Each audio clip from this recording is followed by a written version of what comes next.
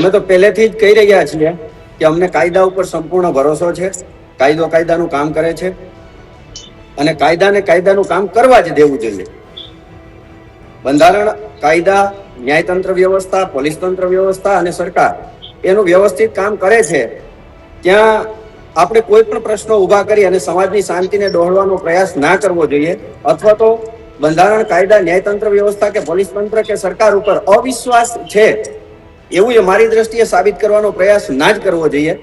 અમે પ્રથમથી જ એ વિનંતી કરી રહ્યા છીએ કે ભાઈ બંને સમાજ વચ્ચે શાંતિ જળવાઈ રહે અને ગુજરાતની શાંતિ હણાય નહીં એવો પ્રયાસ તમામ મિત્રોએ કરવો જ જોઈએ અને અમે સતત એ પ્રયાસ કરી જ રહ્યા છીએ.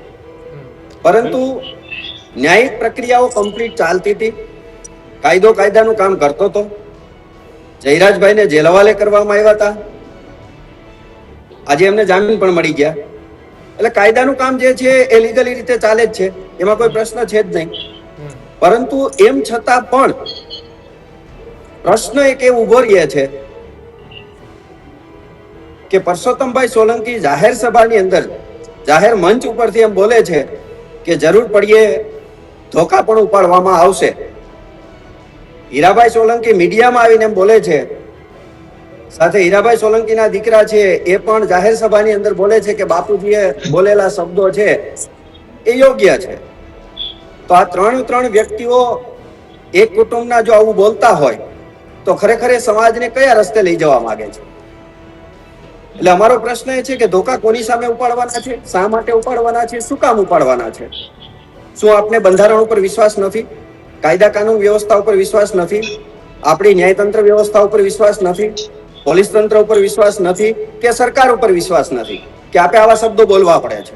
એટલે આનો અમારે જોઈએ છે જવાબ, અને એ અમે પહેલેથી કહી રહ્યા છીએ. મહેન્દ્રભાઈ વચ્ચે ચિરાગભાઈ નહીં, અમારી સામે ત્રણ મિત્ર આવે ડિબેટમાં. મહેન્દ્રભાઈ રોકો એક મિનિટ. ચિરાગભાઈ ધોકા ઉપાડી બરાબર ઉપાડ્યા હતા કે બરાબર ઉપાડ્યા હતા? જીરીએ અમે સમર્થનમાં નથી, બિલકુલ નહીં, સમર્થનમાં છીએ જ નહીં.